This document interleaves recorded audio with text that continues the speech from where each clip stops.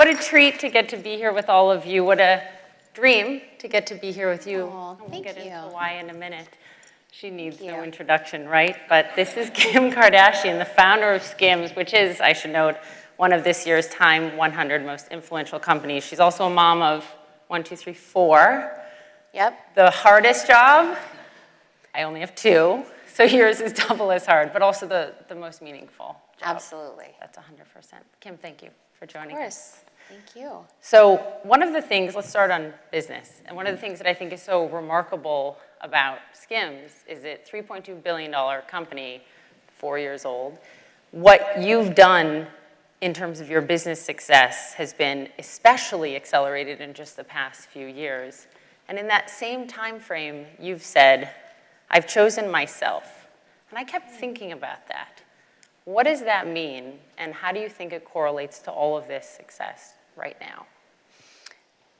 I remember that interview that I did, and I said I chose myself because I chose to put myself first for once and just choose my happiness. And I felt like I was putting so many other people and their happiness in front of my own, and it just dawned on me, like, why am I so concerned to make everyone else happy and not myself?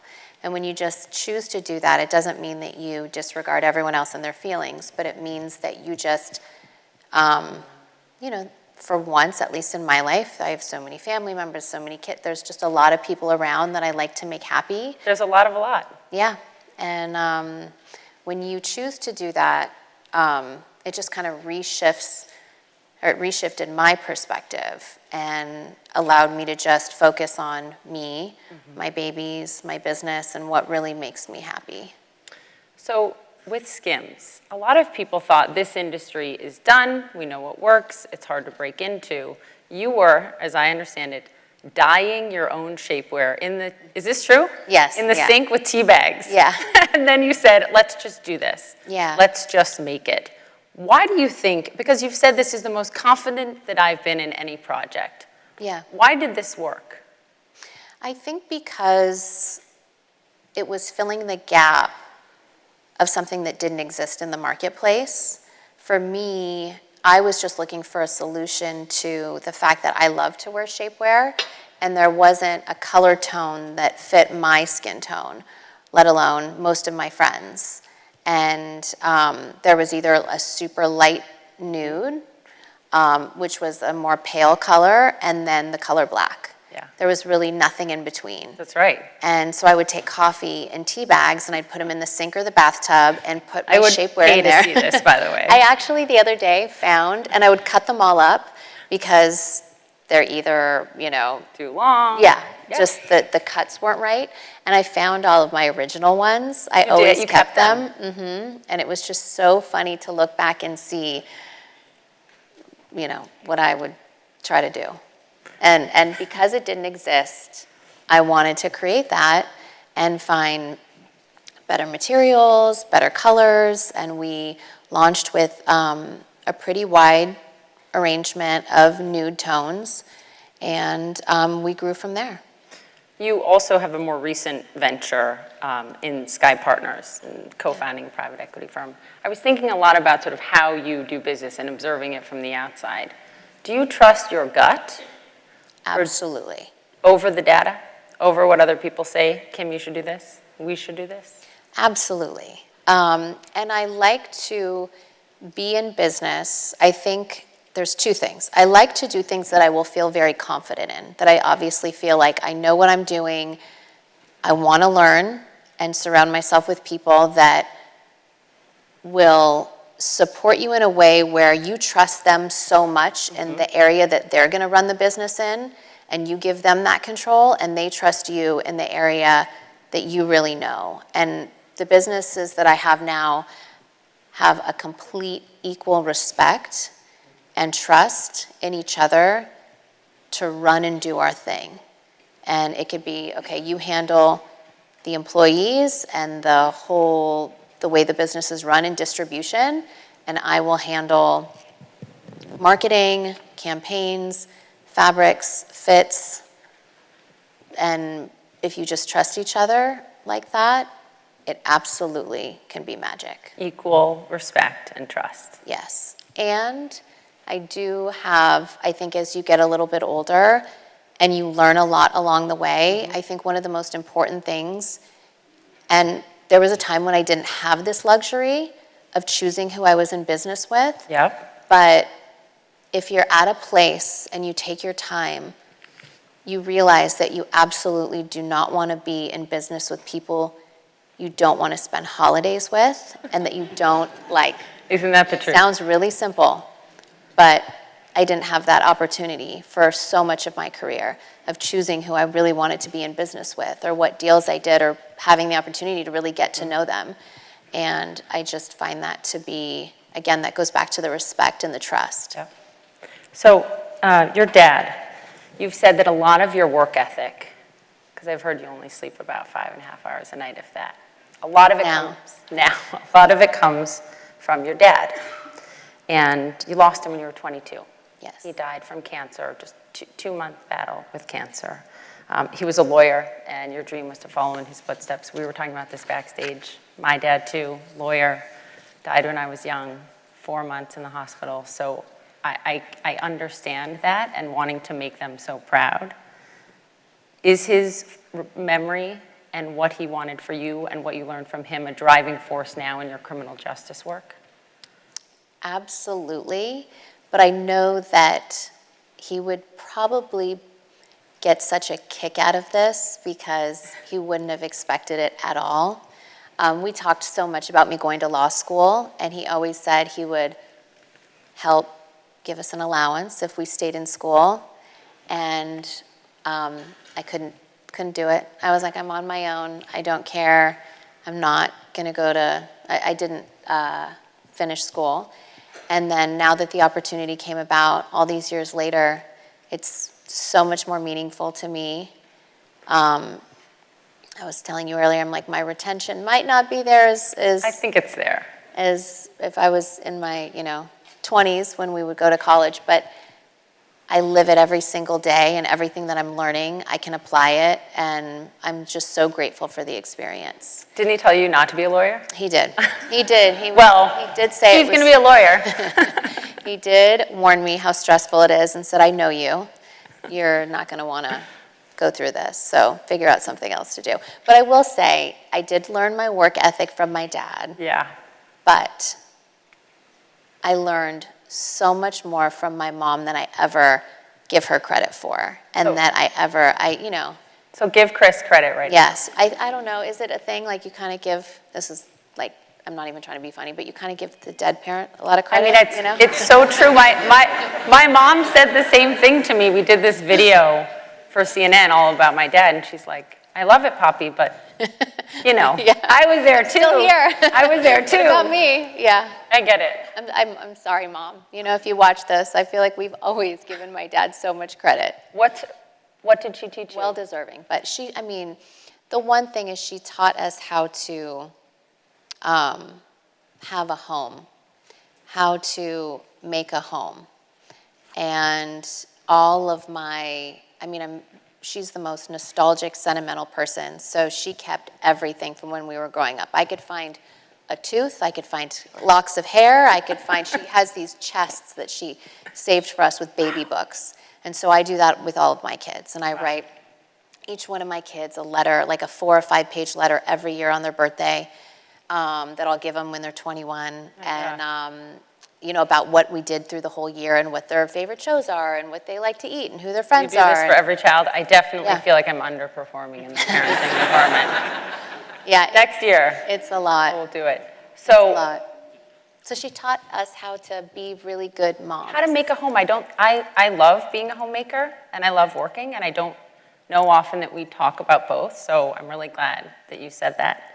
So let's dig into your criminal justice work. We will all remember when you did so much work for months and months behind the scenes, but then we all saw you at the White House and the photo with President Trump and securing the release of Alice Marie Johnson 5 years ago, serving a life sentence in prison for a nonviolent drug offense. I can't believe that was 5 years ago. Almost exactly 5 years ago. In June. Did that change the entire trajectory of your life? Absolutely. It just changed I had no connection to the justice system. I didn't know anyone that had really spent time. I mean, maybe a friend of my dad's, and he worked on the case, and I was able to experience the Yeah. trial.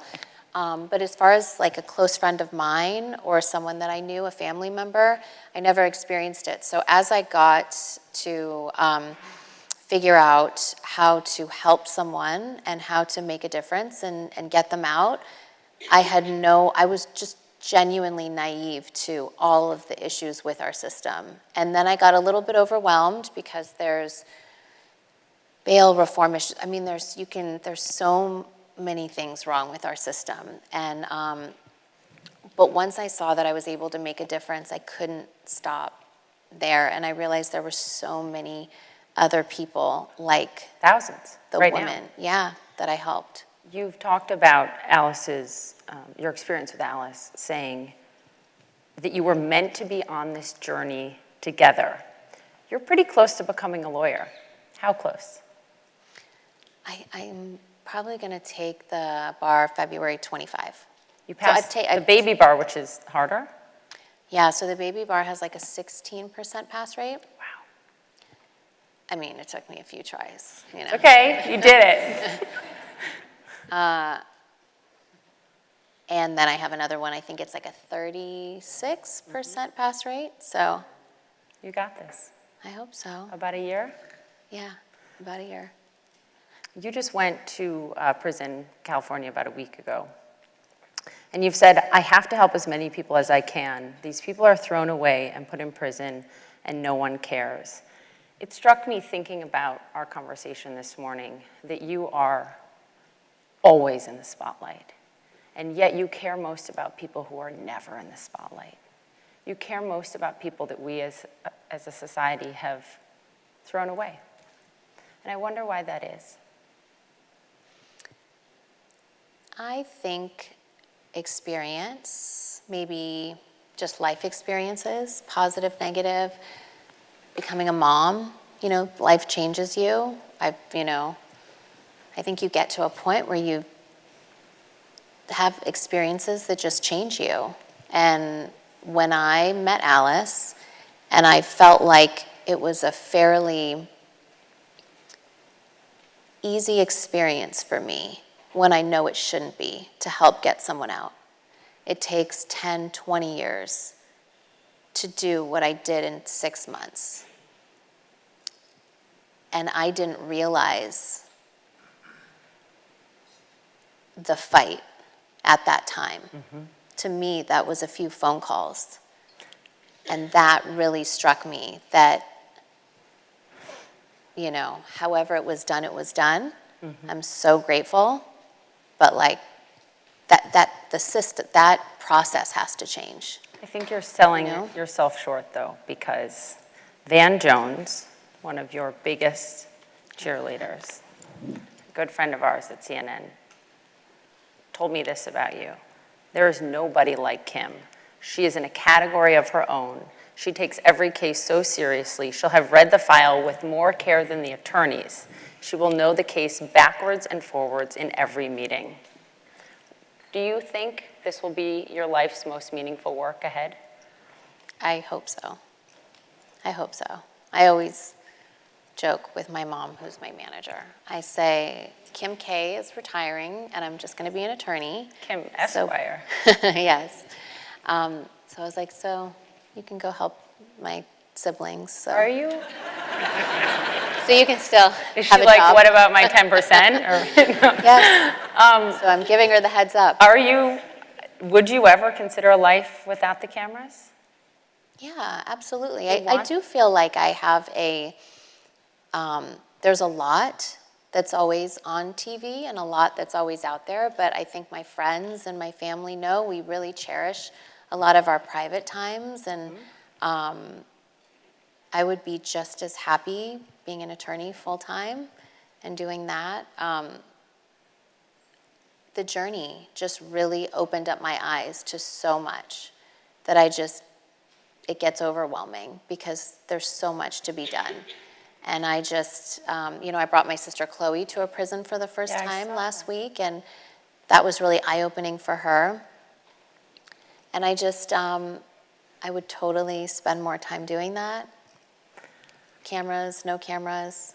I don't think, we know your success stories with Alice Marie Johnson, for example. But what not everyone knows is that you've also had efforts where you haven't been able to help that person get off death row. You were the last phone call for one inmate who was being executed. I mean, I remember seeing you in tears, so shaken because of that. What is that like to feel when you can put all your weight behind something and you still lose them? It's such an, I don't even know the word for it, but it's just, it's like a really emotional experience. I have a girlfriend, Lala, who works in prisons, and cases that she was trying to help with didn't go her way, and she would come out and in tears and, just trying to explain how to like not emotionally be so overtaken by it. But imagine someone being executed that you've spent months on the phone with, all the time, video calls. You hear their story, or a lot of time you don't hear their story, and you just see what they did.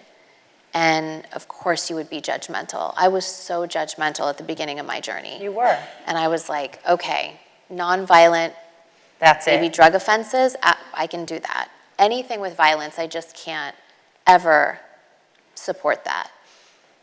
Until I started to go to prisons and sit down with these men and women and hear their stories and the awful things that have happened to them, even in those moments that you feel like the most rational charge should be self-defense.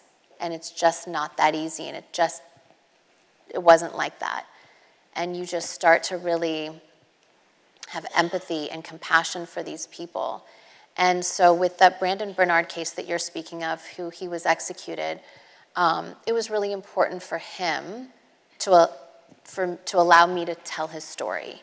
And I think that my role in all of this is to storytell and to explain people's stories and their histories. And I really think people would understand. And, President Trump did understand once he started to hear these stories instead of just seeing their cases. And he went in being so pro-death penalty and really hard on crime, to opening up his heart and realizing that so many people are inside that don't deserve to be and have completely rehabilitated themselves. And he passed a bill, the First Step Act, and I think almost 30,000 people have been let out because of the storytelling of one woman that changed his mind.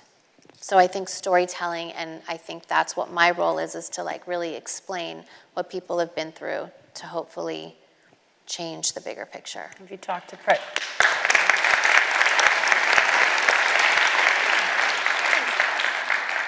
Have you talked to President Biden about this? We have reached out. He has not done any commutations. There's actually, Van and I were talking about a situation of a guy who got out, and they're actually trying to put them back in. So Fair to say you'd like a meeting in the Oval Office? I would love one. I would love one. Well, he's running again, Yes. if you haven't heard, I announced heard. this morning. I heard. To the victims' families, there are victims' families who say, no, they don't support the work you're doing. What do you say to them? I completely understand that as well. And my empathy and belief in rehabilitation doesn't take away my compassion for what they've gone through as a family. And I do want, and the people that I'm helping feel the same exact way. And we've had conversations about that. So I completely understand when someone reaches out, because the families do reach out sometimes. And I completely empathize with them as well. So they're not wrong, and that everyone has their own journey. And I think I just have to focus on what I think is the right thing, and I will always believe that people are deserving of second chances. Human rights attorney Jessica Jackson, who you've been apprenticing for and helping you on this journey, calls you a triple threat. She says she gets the comms and the You haven't heard this? No. She gets the comms and the marketing, she gets the legal issues, she gets the human issues of each case she gets involved in. When you're a lawyer in a year, you're going to be a triple threat? I hope so, you know? I just want to like keep my head down, get as much work done as possible, get as many people out as possible.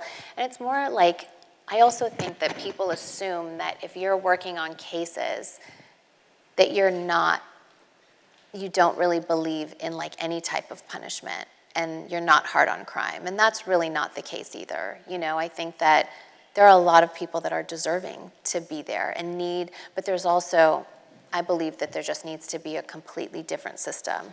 Before we wrap up, I do want to ask you about a case going on right now that we've followed very closely at CNN that my colleague Bryn Gingras has followed, and I saw you tweeted about it yesterday. This is the case out of Oklahoma of Richard Glossip. Yes. And you tweeted yesterday asking for the pardon board to grant him clemency. He will be executed if nothing changes May 18th. And you tweeted, "We cannot execute another man, especially for a crime he didn't commit." Why do you believe he deserves a full pardon? He has a hearing tomorrow. Yeah, his hearing's tomorrow. You know, I think that there was hardly any evidence that linked him, if none, you know, to his case. And I think that I personally don't believe in the death penalty. And I think that everyone deserves at least to have their case fully examined before they're about to be executed. It's just really that simple. And I just don't feel like he's gotten a fair chance. The Attorney General, by the way, in the state said as much, and that he should get a new trial. The appeals court denied that. So I see the clock, it says 0. We're out of time. We're gonna, let's end where we started, and that is choosing yourself. You have said, my 40s are about being team me. Me too. 40s are the best. So far, so good. I've got almost a year in the books. I agree. Any advice for folks on team me? Just, oh my God, I have so much advice and I'm blanking. I mean, I think it's just really simple. Like, I live my life just trying to be a good person, do right by other people, you know, be kind to everyone and focus on yourself. Sometimes you need to give yourself a little bit more love. Sometimes other people need a little bit more love, and there's just enough to go around. You're giving it to a lot of people. I admire you a lot. I think all of us do. Kim, thanks very, very much. Thank you. Thank you. Of course. Thank you for that.